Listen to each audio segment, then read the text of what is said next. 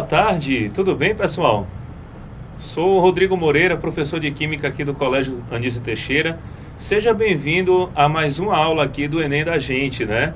A nossa aula de hoje nós vamos falar um pouco sobre soluções, né? A parte de laboratório. E também vamos falar de algumas questões que envolvem também o Enem e essa parte de laboratório para vocês. Então, você que de repente pretende fazer até um curso da área de saúde, hoje vocês também vão aproveitar e vão se familiarizar também com alguns instrumentos aqui de laboratório aqui nessa live, beleza? Bom, mas como nós vamos falar de soluções, a princípio, né? Eu também trouxe aqui alguns slides aqui para vocês nessa tarde de hoje. E aí eu vou pedir para o meu amigo Emanuel aqui transmitir para vocês, né? Só para a gente relembrar o que são soluções, olha só. Você está vendo aí um recipiente onde tem água embaixo, óleo em cima, né? E do outro lado você vê um recipiente que você tem uma solução, ou seja, uma única fase. Pessoal, solução é nada mais nada menos que uma mistura homogênea, onde o soluto está totalmente dissolvido no solvente. Então aí, olhando para a tela à sua esquerda, aí no caso, né? Você pode perceber que do lado esquerdo é uma solução, porque é uma mistura homogênea, e o lado direito não é uma solução, porque é uma mistura heterogênea. Então só é considerado solução aquilo que é mistura homogênea. E aí eu vou pedir para vocês darem uma olhada aqui, né? Nesse momento, vocês vão dar uma olhadinha aqui para mim. Eu tenho aqui na minha mão, né, um bastão de vidro. Eu vou virar para essa câmera aqui para vocês me verem melhor, né? Olha aqui, eu tenho aqui um bastão de vidro que eu estou segurando, certo? Tem um bastão de vidro. Aqui eu tenho um Erlenmeyer, certo? Dentro desse Erlenmeyer eu tenho uma mistura aqui heterogênea. Então isso aqui não é considerado solução. Tá aquecido esse material e já eu vou explicar por que eu aqueci para extrair a essência dessa rosa aqui. Já eu vou explicar para vocês. Aqui também eu tenho um conta-gotas, tenho chapa elétrica, tenho aqui uma piceta com água destilada e anilina. E aqui eu também tenho uma espátula aqui também para vocês observarem, certo? Uma espátula de metal. Bom, aí eu vou aproveitar esse momento e vou falar para vocês a parte da solução, né? Que é a mistura homogênea. E antes de falar da parte de mistura homogênea, eu vou aproveitar e vou falar também um pouquinho, fazer o gancho de um cientista que ganhou o prêmio Nobel, que foi o cientista por nome Arrhenius. O que foi que Arrhenius fez? Aproveitando, né, essa live que nós estamos aqui, Arrhenius construiu um circuito elétrico como esse aqui que vocês podem ver, onde você tem dois fios aqui na ponta, desencapados, estão afastados um do outro. Esses fios, né, constituem um circuito elétrico onde nós temos uma lâmpada aqui e no final dele nós temos uma tomada, certo? Uma tomada. Vou ligar aqui essa tomada na rede elétrica, né? Vou conectar aqui, só um instantinho, certo? Vou fazer esse teste aqui só para vocês verem aqui rapidinho. Conectar aqui na tomada. Vou mostrar para vocês aqui que esse circuito está funcionando direitinho. Então eu vou colocar essa espátula aqui que é de metal e vou aproximar aqui, ó, só para provar que o circuito está funcionando, certo? Então a lâmpada aqui está acendendo. Aí eu vou aproveitar e vou falar justamente de Arrhenius. Então Arrhenius, na sua época, o que ele fez? Ele testou a condutividade elétrica de algumas soluções. E aí aqui eu estou colocando um pouco de açúcar, né? Coloquei um pouco de açúcar aqui nesse becker, nesse copo de becker. E estou colocando um pouco de sal também aqui nesse copo de becker, nesse outro copo de becker. E aí o que foi que aconteceu? Aproveitando aqui, né? Porque soluções é um assunto que abrange muita coisa. E uma das coisas principais é justamente sais, bases, né? Os óxidos também. E aí pronto, esse circuito está montado. Então Arrhenius fez o seu teste. Ele aproximou essa fiação do solução de açúcar, no caso solução de açúcar não, do açúcar puro, e ele percebeu que a lâmpada não acendeu. Beleza. Depois Arrhenius repetiu o experimento, Arrhenius, né? E colocou o sal. Aproximando a fiação desse sal, o que foi que aconteceu? Ele percebeu que também não conduzia corrente elétrica. Então Arrhenius, ele teve a sua conclusão. Qual foi a conclusão que ele teve? Que compostos iônicos e moleculares em meio aquoso não conduzem corrente elétrica.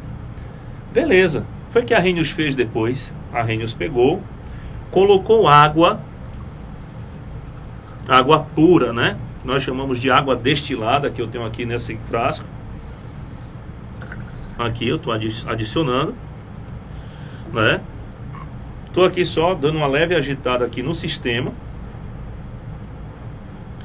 E aí ele aproximou, encostou o fio e ele percebeu que a lâmpada permaneceu, como vocês podem ver, apagada. Beleza. Aí Arrhenius tirou a sua primeira conclusão.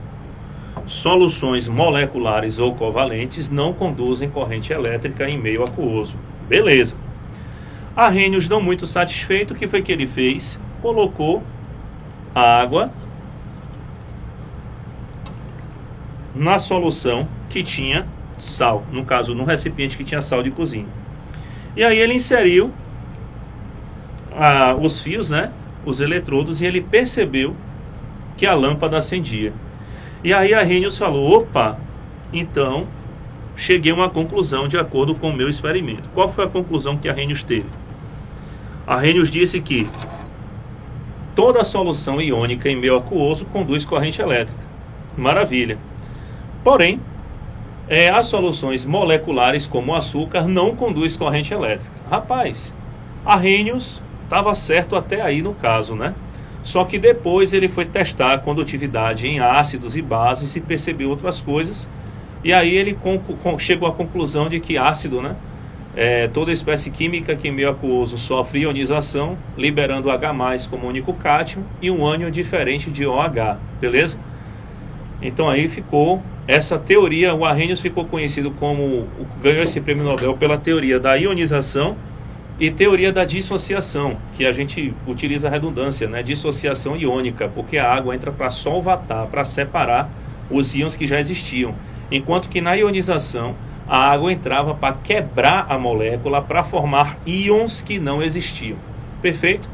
Então, gente, diante disso, eu vou aproveitar para a gente falar também de solubilidade, né?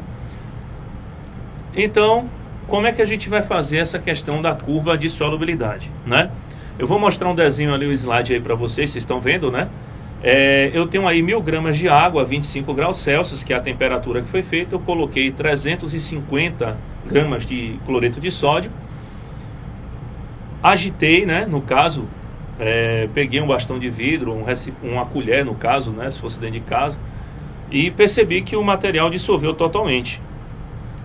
Depois, repeti o mesmo experimento. Dessa vez eu coloquei 360 gramas, 380 gramas, né? Não estou conseguindo ver direito ali. Eu percebi que o material dissolveu totalmente. Porém, no terceiro experimento, com a mesma quantidade de água e a mesma temperatura, eu coloquei 400 gramas de cloreto de sódio. Quando eu coloquei, eu percebi que apenas 380 gramas foram dissolvidos. Beleza. A partir disso, eu consigo montar o conceito de coeficiente de solubilidade. O que seria o coeficiente de solubilidade? A quantidade máxima de soluto que eu consigo dissolver em um solvente. Perfeito? Então, gente, basicamente isso aqui que eu quero mostrar para vocês, né? A questão do coeficiente que nós fizemos nesse experimento, onde 380 gramas de NaCl são dissolvidos em cada 1000 gramas de água a 15 graus Celsius e 1 atm de pressão. Então, isso é o conceito de coeficiente de solubilidade. Então, se eu tiver menos que 380 gramas em 1000 gramas de 380 gramas de NaCl em 1000 gramas de água, eu terei uma solução que nós chamamos de solução insaturada, como vocês podem ver aí nessa animação que eu estou passando para vocês aí agora, né? Eu terei uma solução saturada. Agora, Se eu tiver, por exemplo, uma quantidade de 380 que é igualzinho, eu vou ter uma solução saturada, ou seja, menos de 380 vai ser insaturado, 380 vai ser saturado, e se eu colocar esses 400, eu vou ter uma solução saturada, só que uma solução saturada com corpo de fundo. Aí você fala, professor Rodrigo, no início da live o senhor falou que solução é mistura homogênea. Mas esse segundo exemplo aí que o senhor colocou à direita agora, que vocês acabaram de ver, gerou uma saturação, como esse aqui que vocês estão vendo, corpo de fundo. Mas professor, isso é uma mistura heterogênea, perfeito. Só que nas soluções, quando você considera, o que é que você considera a solução? O soluto que dissolve em um solvente. Nesse caso aqui eu tenho uma flor e água. A flor, no caso, as pétalas da rosa aqui, no caso, elas não se dissolvem na água, né? Então, por isso que eu tenho duas fases aqui. Já no caso do cloreto de sódio, não. O cloreto de sódio aqui, ó, você vê que no fundo do recipiente ele está. Aqui eu tenho uma solução saturada com corpo de fundo. Se eu começar a adicionar água aqui, ó, perceba, eu vou adicionar água, vou adicionar água, vou adicionar água, até um ponto no qual, né, vou adicionar água até o momento em que eu consiga dissolver tudinho aqui, né? Se eu conseguir dissolver tudinho, eu vou voltar a ter uma solução ou saturada ou insaturada de acordo com a curva de solubilidade. O que é que eu vou fazer? Eu vou pegar agora esse material aqui e vou submeter ele a um aquecimento, como estou mostrando ali agora no slide aí que vai aparecer para vocês aí agora, né? Se eu pegar esse material aí que vocês estão vendo e submeter ele a um aquecimento, né? Digamos que eu aqueci esse material até uma temperatura de mais ou menos 40 graus Celsius. Aí quando chega em 40 graus Celsius eu percebo que aquele material dissolveu, né? O corpo de fundo que nós chamamos, o resíduo, ele se dissolveu. Depois eu submeto ele a um resfriamento lento. Nesse resfriamento lento, o que é que acontece? Ele vai retornar aos 15 graus Celsius. E aí eu percebo que o soluto ficou totalmente dissolvido. Então, a partir disso, eu tenho uma solução supersaturada. Então, o que é a solução supersaturada? Aquela que eu consigo dissolver uma quantidade de soluto maior que o ponto de saturação, sem gerar corpo de fundo. Perfeito? Então, pessoal, solução saturada, você dissolve tudo. Saturada com corpo de fundo, você dissolveu o máximo e sobrou um resíduo. E supersaturado, você conseguiu dissolver aquele resíduo. Eu sempre falo em sala de aula que um exemplo de solução supersaturada é justamente o mel, o famoso mel, né? Tem muitas pessoas que compram mel, só que acabam comprando gato por lebre. Por quê? Porque esse mel ele é feito de açúcar, mel de açúcar. Então, com o passar do tempo, você pega, né?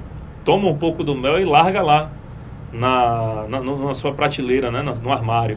Depois de um tempo você vai ver que está aquela pedra, né? Aquela pedra de açúcar, né? Então ali você vê nitidamente que aquilo foi um mel falsificado, um mel de açúcar, porque a solução supersaturada ela é instável. Então com o passar do tempo ela vai acabar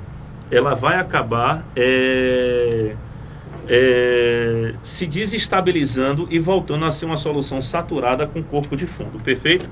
Eu vou ligar aqui a chapa elétrica novamente, que é o que a gente chama de fogãozinho elétrico, e vou deixar aqui para aquecer até o final da nossa aula, para que a gente possa ver se conseguimos dissolver totalmente, aqui no caso, esse sal, né?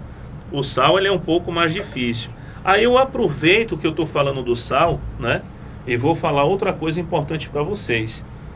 Quando nós adicionamos um soluto não volátil a um solvente, né, no caso a uma substância pura como a água, nós alteramos o ponto de fusão e o ponto de ebulição. Bom, eu estou aqui acompanhando vocês aqui também pelo meu celular aqui no Instagram, né? Opa, caiu aqui, vixe. Ok, deixa eu ver aqui algumas mensagens aqui.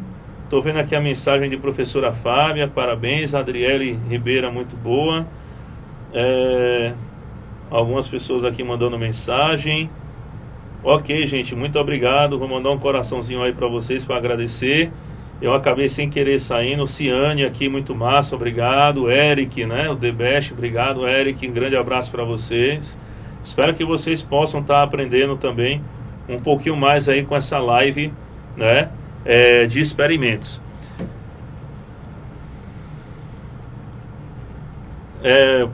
Falaram aqui, melhor aula do Rodrigueto, né? Como sempre, arrasando o The Best. Ana Beatriz, top demais. Gabriel Vilas, muito boa live. Felipe Ferreira, grande abraço.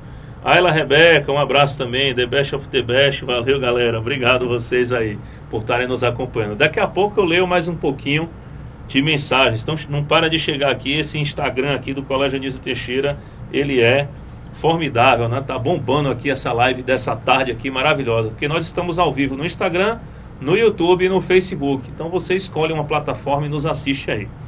Bom, galera, então retornando aqui, agora eu vou passar para vocês uma questãozinha, né? Aqui vou mostrar para vocês o gráfico da curva de solubilidade que vai aparecer aí na tela para vocês aí do nosso PowerPoint, né? Então, qualquer ponto que esteja acima da curva, desde que esteja totalmente dissolvido, a solução é supersaturada.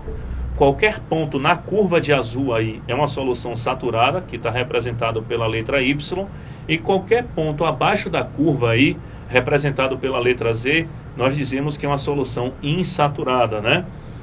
E aí, diante disso, nós também temos esses gráficos, esse gráfico aí, desculpa, esse primeiro aí que vocês estão vendo, onde a maioria, né? A maioria não, todos eles estão aumentando a solubilidade à medida que a temperatura aumenta. Então é o que eu estou tentando fazer aqui com sal de cozinha. A solubilidade dele em água vai aumentar, né? Pouco, mas vai aumentar. Então estou tentando aqui dissolver esse sal de cozinha até o final da nossa live aqui. Vai ser meio difícil a gente conseguir fazer isso, né?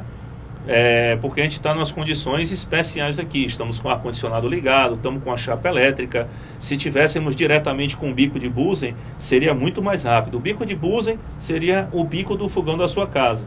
A diferença é que ele funciona como se fosse um maçarico, né? E na sua casa você coloca aquelas manivelas em cima, no caso, né? Aquela boca de fogão que a gente chama, né? Então, esse outro gráfico que vocês estão vendo aí é uma curva decrescente, significa dizer que é uma dissolução exotérmica, ou seja, à medida que a temperatura vai aumentando, a solubilidade em água diminui. E agora vem uma perguntinha legal aí para a gente ver, né? Essa primeira pergunta eu tirei da antiga, né? Católica de Salvador, né? É uma questão antiga, né? Com base nesse gráfico aí, pode-se concluir que, acrescentando-se 20 gramas de cloreto de potássio em 50 gramas de água a 20 graus Celsius, obtém-se solução aquosa. Vamos ver. Vamos responder a questão, né? Observe aí. Veja que surgiu uma linha de amarelo. De novo aí para vocês verem aí. Essa linha de amarelo que aparece aí na sua tela. Uma linha de amarelo subiu e depois virou para o lado, né? Como vocês estão vendo aí. Essa virada para o lado aí significa dizer, esse 34 que apareceu, é que esse gráfico de curva de solubilidade, eu tenho 34 gramas, né, do material aí que foi dissolvido em 100 gramas de água a temperatura de 20 graus Celsius. Então, em primeiro lugar, eu consegui estabelecer o coeficiente de solubilidade. Aí agora eu vou fazer a comparação. Qual é a comparação? Bom, beleza. Se 34 gramas do sal dissolve totalmente em 100 gramas de água, em 50 gramas eu vou dissolver quanto? Poxa, se eu estou colocando metade de água, né, no caso, que é do solvente, eu vou conseguir dissolver apenas 17 gramas do material. Então, se eu vou dissolver esses 17 gramas aí no cálculo, como vocês estão vendo, apenas 17, e eu coloquei 20 gramas, então, pessoal, nesse caso eu vou ter uma solução saturada com corpo de fundo. Essa solução ela pode se tornar insaturada com o aquecimento, porque à medida que eu vou aquecendo, esse corpo de fundo começa a dissolver, e esse corpo de fundo dissolvendo, a gente vai ter uma solução insaturada com o passar do tempo, né? Primeiro saturada, depois insaturada com o passar do tempo. Perfeito? Te trago outro questionamento aqui também para você ver nessa tarde, né? Sal, vilão ou mocinho? Sal, vilão ou mocinho?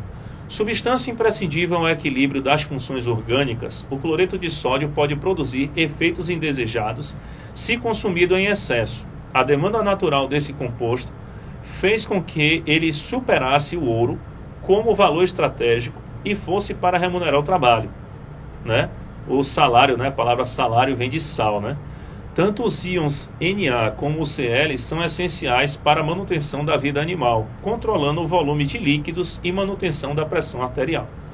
Então, o sal apresenta inúmeras utilidades, sendo considerado o mais antigo aditivo alimentar. Dentre os usos do NaCl, destaca-se o soro fisiológico, uma solução de 0,9% de cloreto de sódio. Com base nessas informações, é correto afirmar que a solução é do tipo... Bom, como a gente tem um título lá, né, 0,9%, então significa dizer mais ou menos que eu tenho 0,9 em cada 100, né?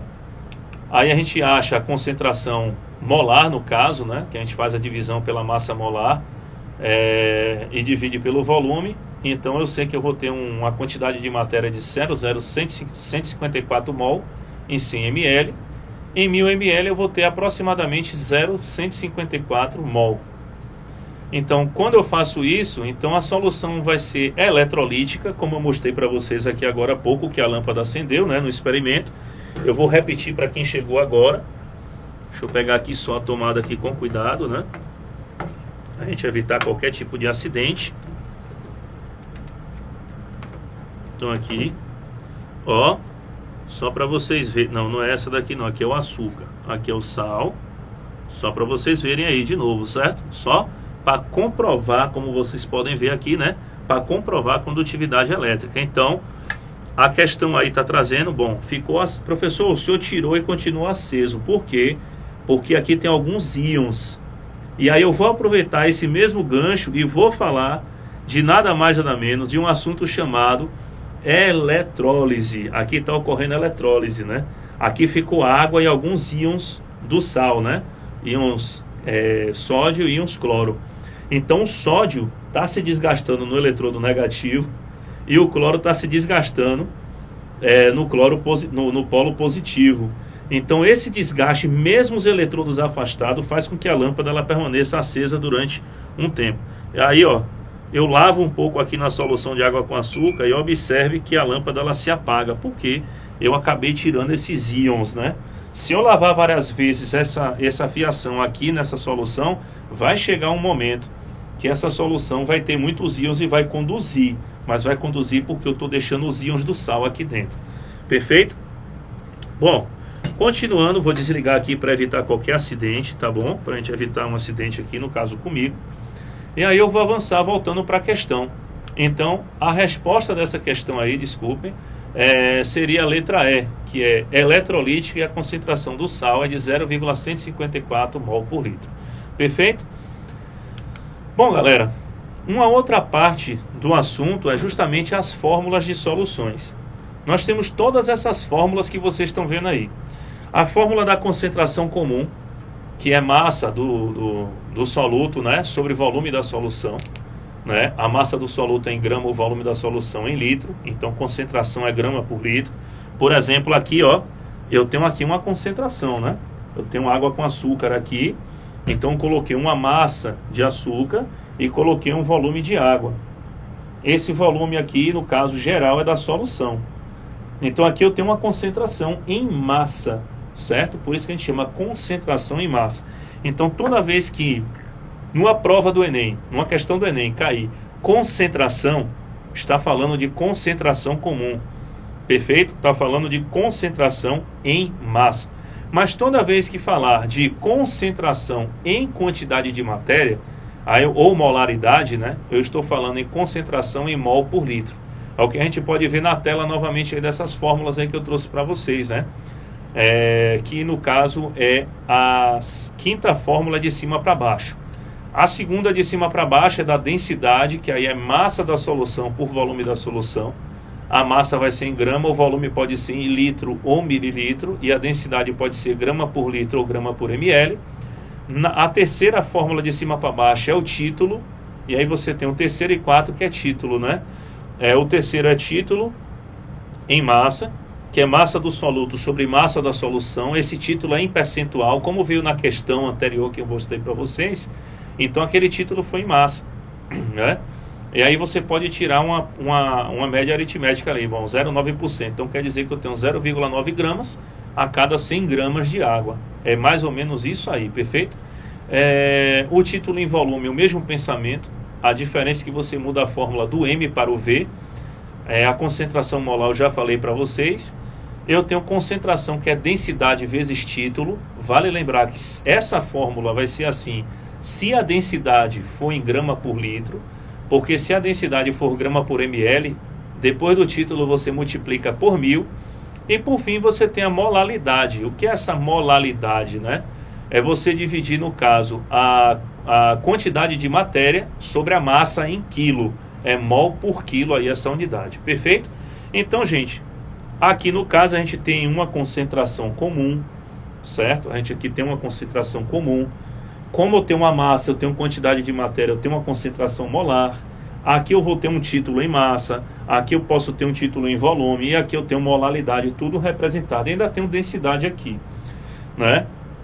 Então, sem mais delongas, eu vou mostrar aqui umas questões aqui para vocês sobre isso, né? Então eu trouxe essa primeira questão aí que vocês vão ver aí na tela agora, ó, né? Ao colocar um pouco de açúcar na água e mexer até a obtenção de uma só fase, né? Que foi o que eu tentei fazer aqui, mas não consegui, né? Que vocês estão vendo.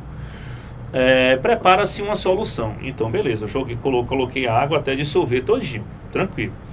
O mesmo acontece se adicionar um pouquinho de sal à água e misturar bem. Uma substância capaz de dissolver o soluto é denominada solvente. Por exemplo, a água é um solvente para o açúcar, para o sal e para várias outras substâncias. E eu faço um parêntese. Dentro da área da biologia, a água é chamada de solvente universal, né? E aí, continuando, né, a questão vem. A figura a seguir ilustra essa citação. Então, suponha que uma pessoa, para adoçar seu cafezinho, né, meu amigo Emanuel adora um café, né? Já me ofereceu café várias vezes, só que, para a sorte dele, vai fazer 2 anos agora em janeiro que eu parei de tomar café e refrigerante. Então, Emanuel deu graças a Deus, né, que eu roubava o café dele aqui direto. Em compensação, foi embora a jujuba, né? Emanuel, foi embora o café, mas a jujuba já era, né? Então, suponha que tenha sido utilizado 3,42 gramas de sacarose, massa molar igual a 342, essa massa é da sacarose, para uma xícara de 50 ml do líquido. Qual é a concentração final em mol por litro de sacarose nesse cafezinho? Gente, essa foi uma questão do Enem em 2010. E aí eu vou aproveitar para aplicar algumas dessas fórmulas que a gente acabou de ver. Olhe de novo esse slide aí, veja aí essa próxima transparência.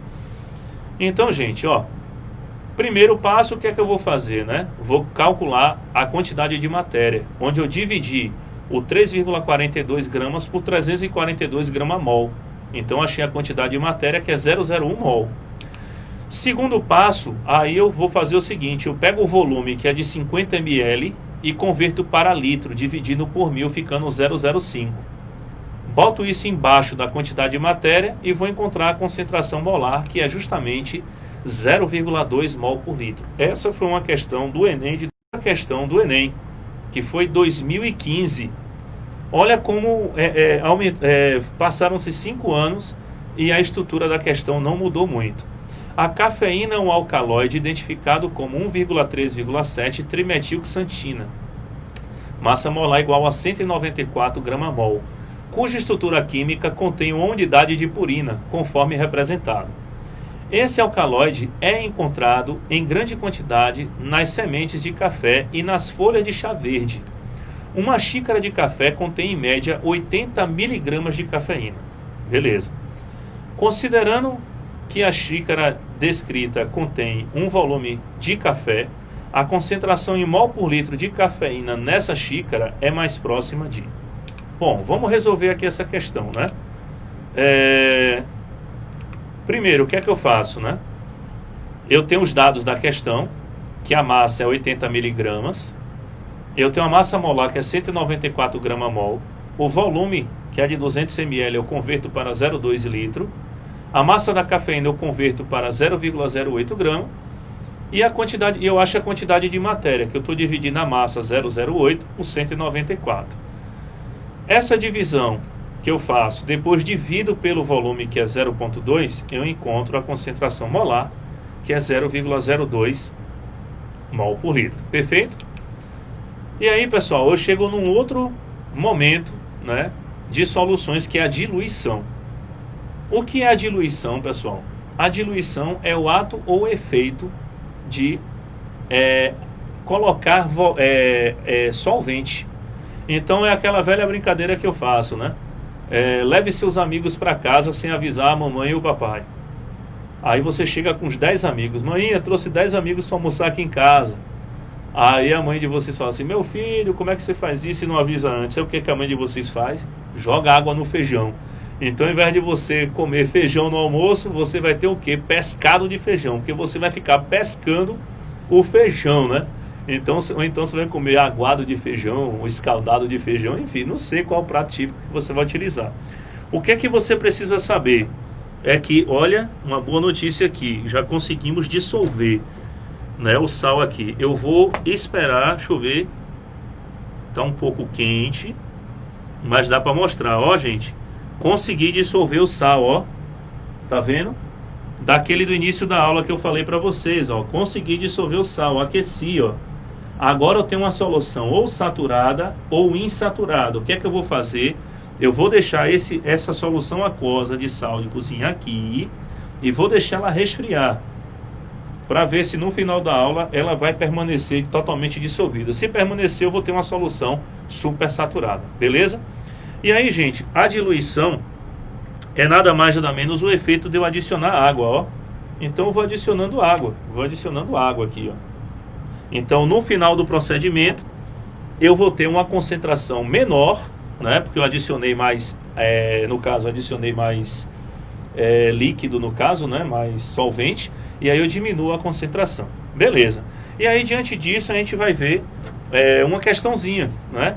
Aí temos a fórmula aí da mistura de soluções, que a gente sabe que o antes é igual ao depois, né? No caso da diluição, ficaria C1V1, C2V2, né? Igualdade, ou M1V1, M2V2. Na mistura de soluções, nós vamos ter isso aí, né? Concentração molar vezes volume, mais concentração molar vezes volume, que seria o quê? Eu misturar duas soluções de água com açúcar, né? Uma solução tem 10 gramas de açúcar e 100 ml de água, a outra tem 20 gramas de açúcar e 200 ml de água. Então, no final, eu vou ter uns 30 gramas de açúcar e uns 300 ou 400 ml de água, né? 300 ml de água. E aí eu vou ter essa mistura de soluções. E, por fim, a titulação, que é justamente o objetivo da nossa tarde, que eu vou trazer para vocês aqui. Vou tirar esse circuito aqui, né? Olha, eu vou deixar ele, que eu quero mostrar um negocinho para vocês. Deixa eu encostar essa solução de água com açúcar aqui. Ok, então vamos lá, gente, ó. Deixa eu dar uma olhadinha aqui, falar um oi pra minha galera aqui que tá me acompanhando aqui. Eu tô aqui também com o meu celular ligado aqui, tô vendo aqui a galera, né? Falando bem aqui, todo mundo falando lindo, saudades, o brabo, né?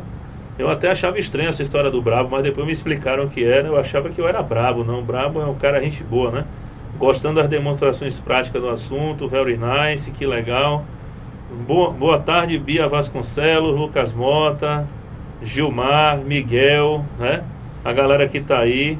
Tô mandando um alô para todo mundo aí. Boa tarde, Ayla. Valeu, gente, muito bom estar com vocês. Obrigado por estar participando dessa live. Uau para você também, Gabriel, né? Valeu, Gilmar. Deixa eu aqui pegar um outro material aqui para mostrar para vocês a última parte da nossa live de hoje, que desculpa ter saído um pouquinho, mas essa vidraria aqui é uma vidraria especial. Aqui nós temos uma haste de sustentação. Essa haste de sustentação tem essa garra aqui que vocês estão vendo, e aqui tem essa bureta, tá bom? E aí nós vamos fazer o processo de titulação. Como é que funciona esse processo de titulação? Geralmente nós titulamos uma base com um ácido, né?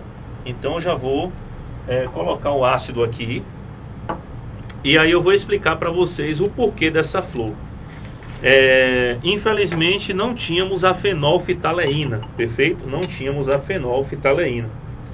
E aí o que foi que aconteceu? Nós temos que improvisar para que vocês possam visualizar o experimento. Então observe bem, né? Aqui nessa galeria que eu preparei para vocês agora há pouco, né? Já deixei preparado. É como fica a essência, né? No caso da flor. Observe, ali está um pouquinho roxinho, né? Essa solução aqui tem apenas água e a flor, né? Eu fervi, deixa eu pegar aqui para vocês para mostrar. Ó, eu fervi para poder tirar a essência da flor. Para vocês terem ideia, a destilação fracionada eu consigo pegar a fase orgânica e fazer o perfume com isso aqui, né? São as essências. Então veja a coloração que é a do meio. É o que a gente chama de meio neutro. Então o meio neutro tem essa coloração meio rosa, né? A parte ácida, que é o ácido clorídrico, tem essa cor aqui, ó. E a parte básica, que é o hidróxido de potássio, que a gente vai utilizar, tem essa coloração meio amarelada. E é justamente isso que eu vou tentar mostrar para vocês aqui nessa reação. Então aqui eu tenho o ácido que eu acabei de pegar. Peguei 25 ml. Vou transferir esse ácido para o Erlenmeyer, que está aqui, ó. Esse materialzinho é um Erlenmeyer, certo? Essa vidraria. Aqui eu coloquei o ácido clorídrico. Beleza. Então, ó, já estou colocando aqui embaixo para proteger, né? Já eu vou dar deixa eu dar um ajustezinho aqui para ficar legal para mim, tá? Deixa eu ajustar aqui a vidraria. Deixa eu virar aqui para mim. Opa. Né, o ácido, só para a gente ver aqui, para testar a condutividade elétrica. Vou ligar aqui na tomada. E aí voltando àquela experiência de Arrhenius que eu falei no início da aula para vocês. Aqui tem um restinho de ácido ainda, ó. Acende, certo? Consegui acender a lâmpada, né? Tem um restinho de ácido aqui, ó. Consegui aqui acender a lâmpada, tá vendo? Perfeito? Então aqui comprovou que os ácidos em meio aquoso conduzem corrente elétrica, certo? E aqui eu vou mostrar para vocês a utilização dessa essência de flor. Ó, aqui, ó, dá um close aqui, Manuel, pra gente mostrar pra galera, né? Aqui, ó.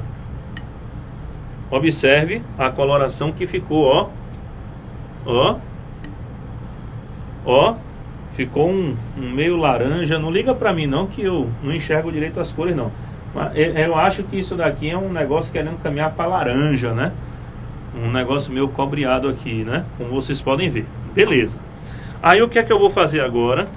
Eu vou colocar o titulante, que é o que? O hidróxido de potássio. E aí eu vou colocar ele na bureta.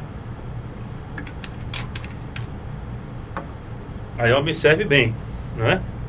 Aqui está travada a bureta, tá bom? Deixa eu ver, só confirmar. É sempre bom chamar o VAR para conferir, né? Então bora lá, né? Na brincadeira aqui. Olha só. Estou completando aqui a bureta.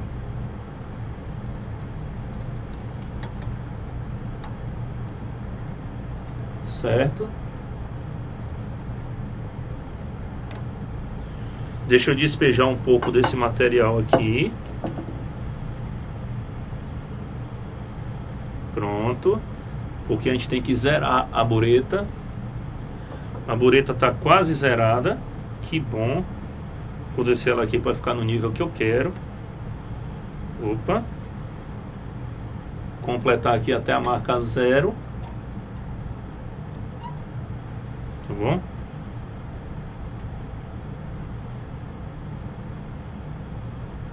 Pronto, zerei a bureta, consegui zerar. Vou mostrar para vocês a coloração do hidróxido de potássio. Olha para isso. É uma cor meio oliva, coisa desse tipo assim, ó.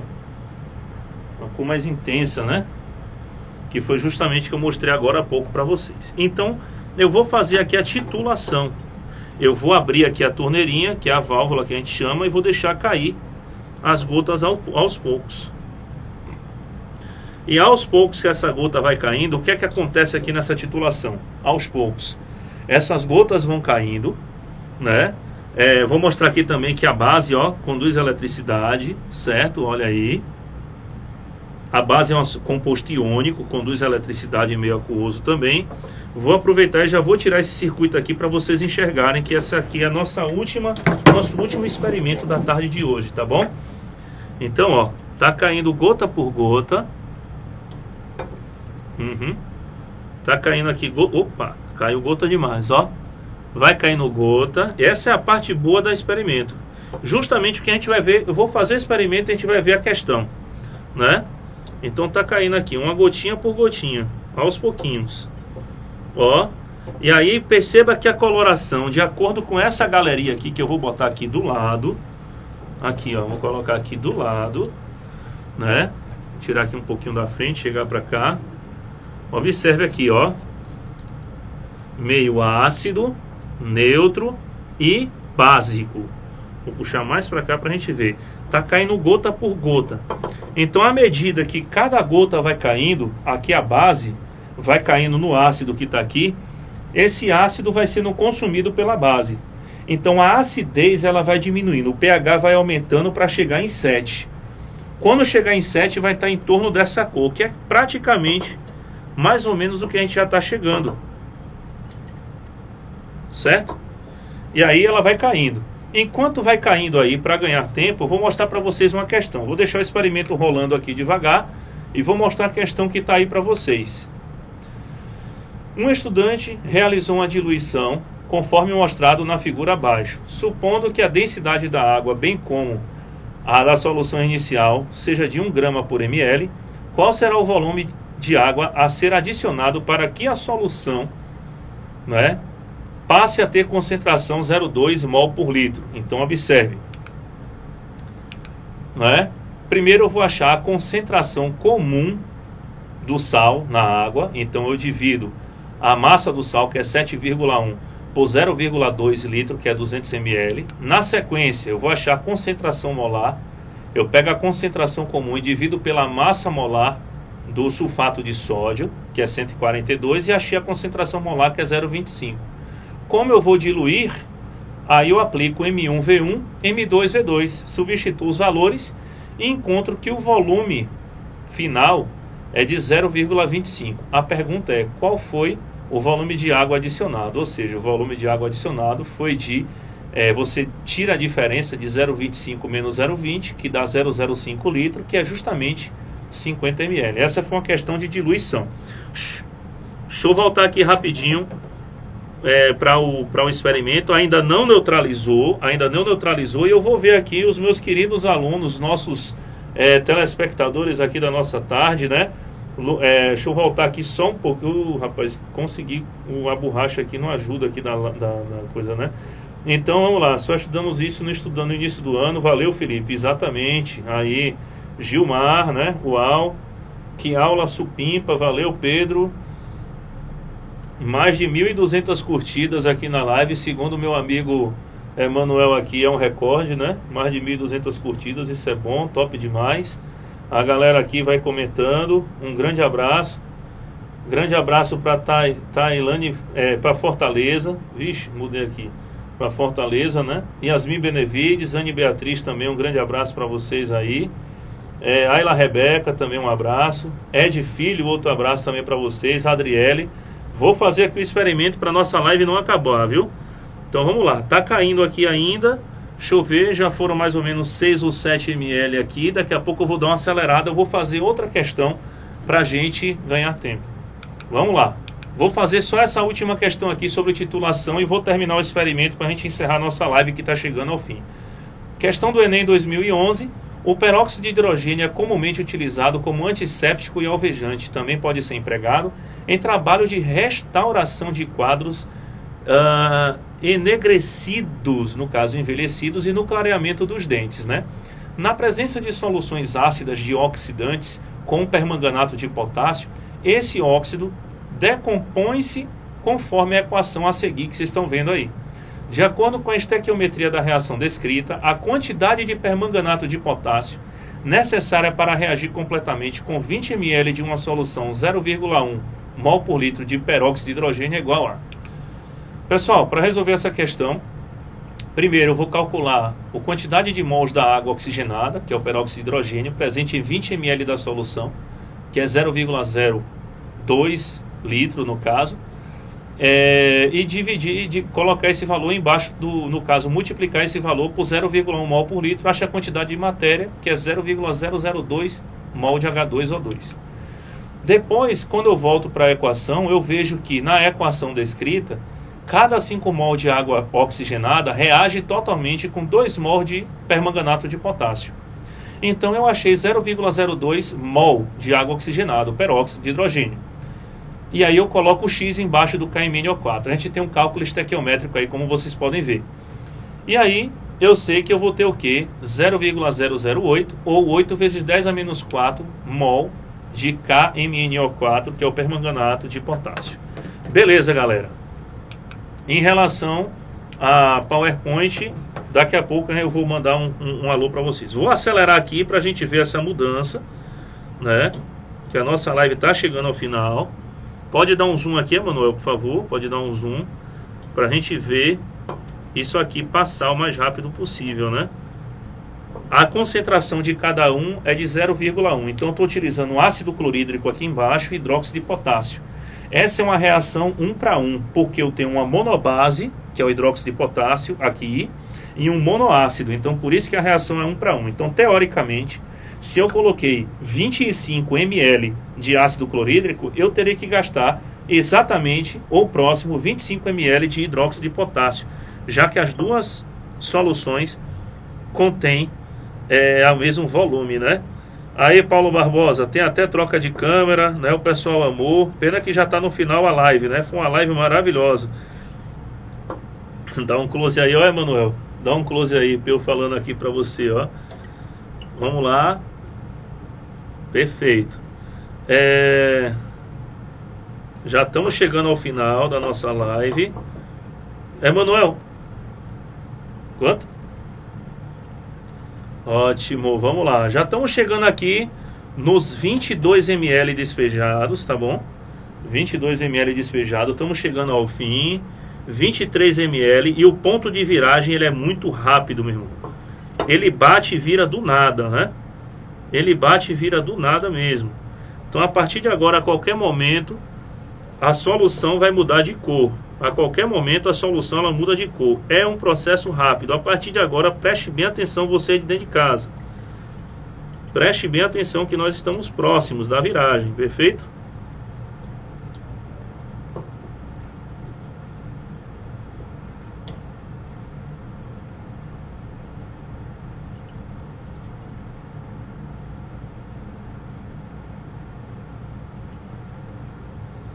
Estou aqui na expectativa. Enquanto tá virando aqui, eu vou chamar a professora para poder... que semana que vem vamos ter mais uma aula, né? Vamos ver um recadinho da professora da próxima aula, né? Da nossa... daqui do Enem da gente. Vamos ver o recadinho que uma professora tem para passar para vocês. Salve, salve, galerinha do PAT, demais alunos que acompanham conosco o Enem da gente. Sou Promadá, de Ciências e Biologia, e semana que vem nós temos um encontro marcado no Enem da gente para falar sobre ecologia, poluição e preservação ambiental. Espero vocês para a gente desvendar um pouco desses mistérios e desse assunto de acordo com o que cai no Enem. Tchau, tchau!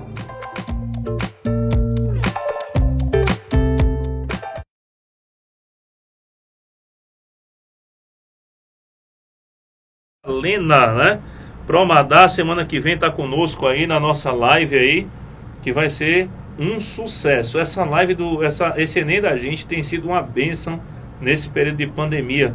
Tem nos aproximado muito dos alunos e fazendo levar conhecimento, né, para a sociedade, né, que é o bem mais importante, levar o conhecimento que nós aprendemos um pouco, passar para a sociedade. Perfeito? Então tá ocorrendo aqui essa viragem. Eu vou colocar mais um pouco de hidróxido de potássio aqui.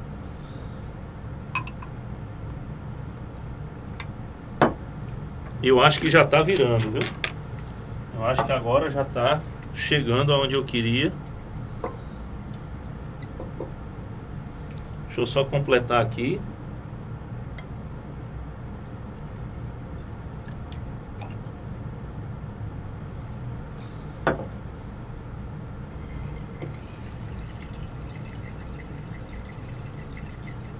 Só se de repente o ácido ficou muito forte.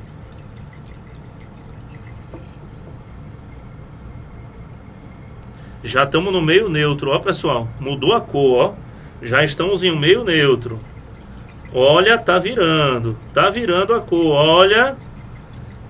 Aqui neutralizou. Olha. Olha a mudança de cor. Deixa eu colocar um pouquinho da coloração aqui pra gente enxergar também, pra gente ver essa passagem, pra ficar mais escurinho aqui pra gente ver. Olha. Estamos passando por um outro espectro de cor. Então é justamente isso que nós vemos no laboratório, perfeito? Então houve essa mudança de cor. Meu objetivo é que fique da mesma cor ali da flor para vocês verem.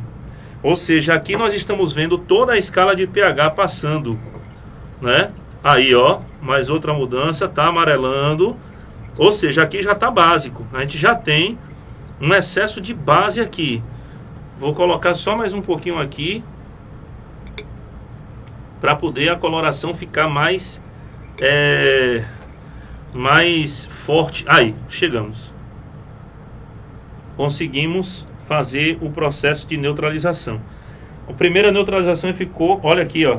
Consegui sair do meio ácido, como vocês viram aqui na galeria, Manuel. Dá um cliquezinho aqui. Ele era o meio ácido, veio para o meio neutro e terminou no meio básico. Olha aqui, ó. Para você aí de casa ver, terminamos no meio básico, né? Então esse é o processo de titulação.